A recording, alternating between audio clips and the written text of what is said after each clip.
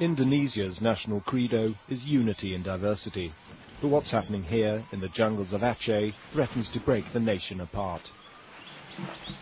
Outgunned and outmanned, these guerrillas of the Free Aceh movement have fought for 23 years. Now Jakarta's determined to defeat them once and for all.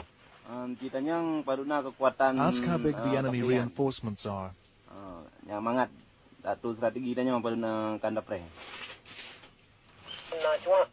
Do we have informers among the soldiers? There are 3. Their names are X, Y, and Z. Pass the word to Kamal Bati that we will strike together.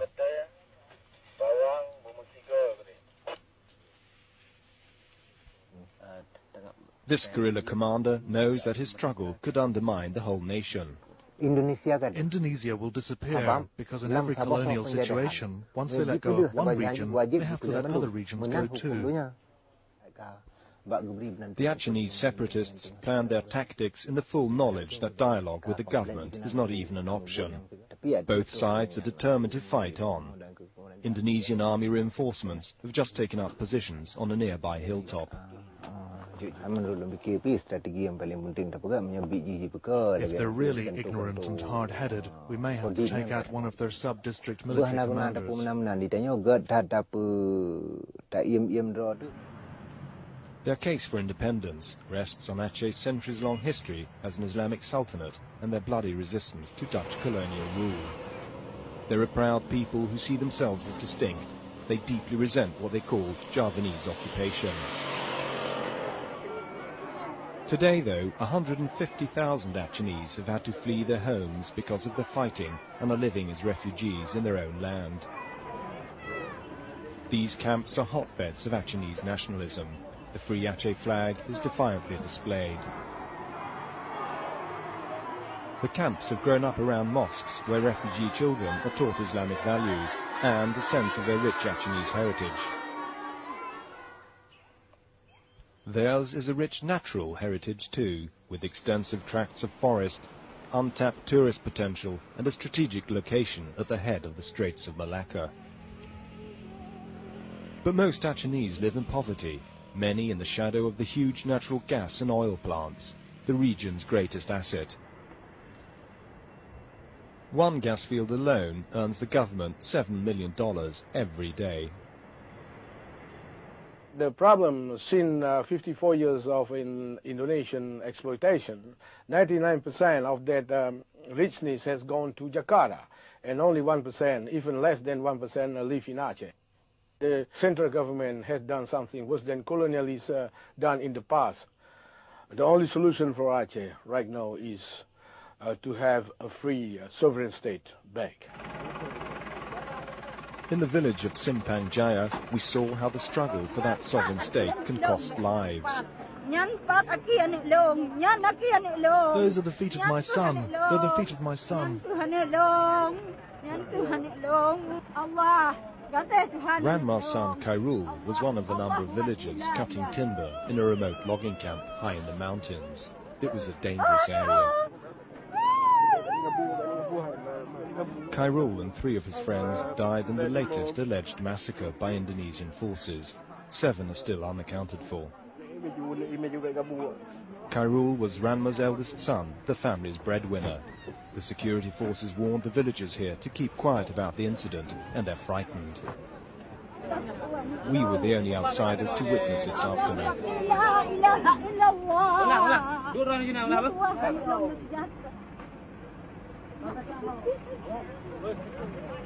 But the search party found some survivors.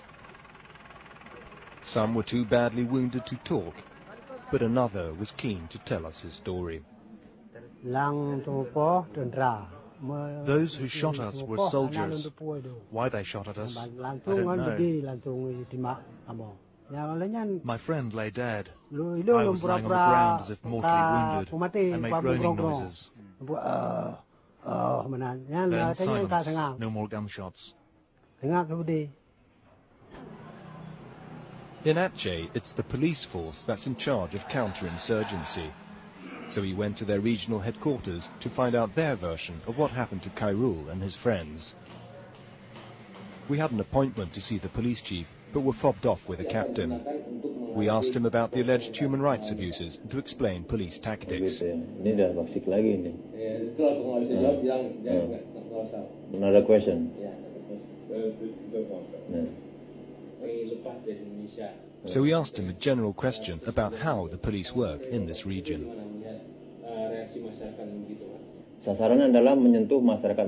Our target is to relate to the people living in the villages by giving guidance and assistance, and to maintain a safe community in villages and sub-districts in North Aceh.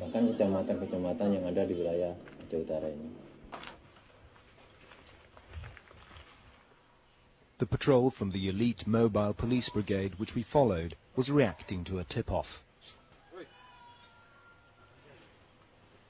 Most of these men aren't even from here.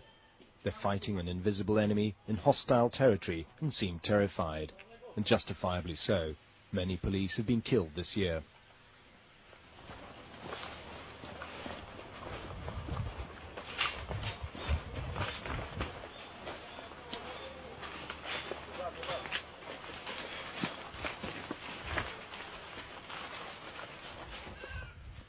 The stakes are very high, and a senior Indonesian military commander told us if the security forces fail to defeat the Free Aceh movement, the repercussions could be dire.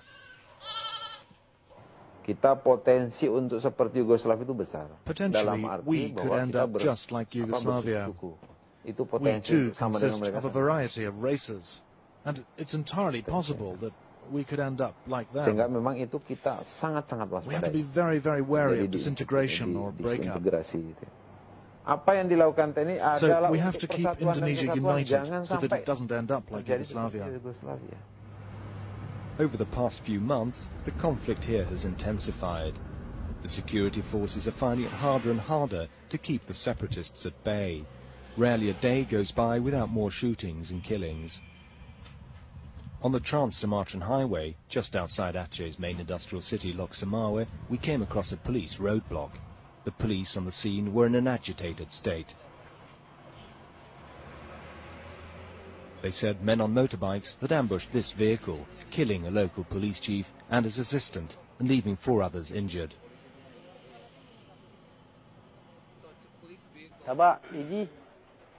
We will fight with our weapons, with our knives, with our hands if we have to. We will fight until the very last drop of blood, even if we have to die for freedom. We will die like martyrs.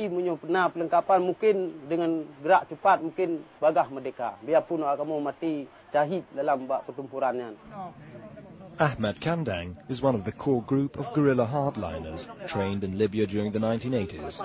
Held in awe by local villagers, he's at the top of the government's wanted list. It's the first time he's ever been interviewed. When we take control of our country, we will sweep out all Indonesian military and chase out all civil servants. As to people who worked and collaborated with the government, we will chase all of them out as well, not just the Javanese and Indonesian troops. Amidst the worsening conflict, a small group of lawyers is investigating human rights abuses committed in Aceh. Muhammad Saleh works with the government-funded Legal Aid Foundation. It's dangerous work. These lawyers are constantly being threatened. It was a week before they'd risk going to the village of Simpang Jaya to investigate the deaths of Khairul Umuri and the other loggers. Up until now, not one of these cases has been solved, and with all the human rights abuses that have been committed, more people have died meaninglessly. Despite his fears and the Legal Aid Foundation's uphill struggle, Muhammad Saleh wants to find out whether Khairul's mother, Ranma, is prepared to press charges. Up in their home, a few kilometers beyond Simpang Jaya, villagers have gathered for the wake.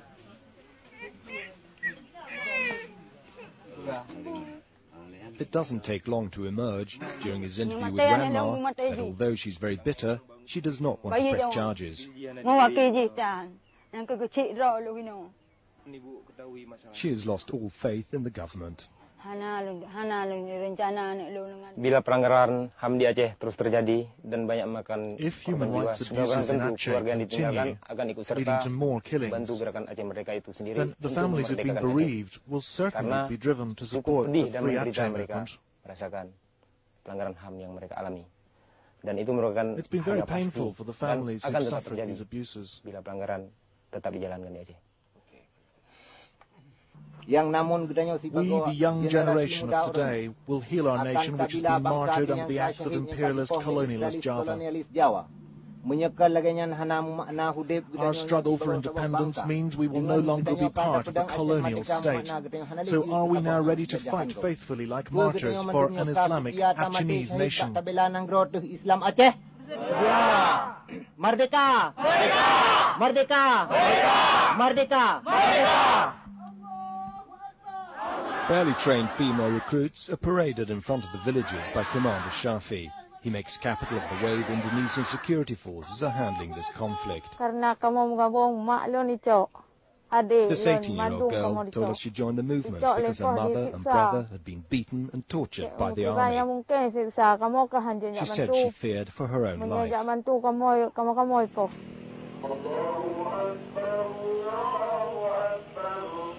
The separatists say they'll accept nothing less than full independence. The government has firmly stated that it will never let go of Aceh. Unlike East Timor, it just can't afford to, economically or politically. In another village not far from Simpang Jaya, in what's become known as Aceh's Triangle of Death, the results of another massacre.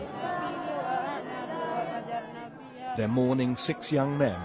The army says they were caught in crossfire during a shootout. The villagers think the army took revenge for the loss of their own men. The government of Jakarta now admits that freedom for Aceh could lead to the breakup of Indonesia.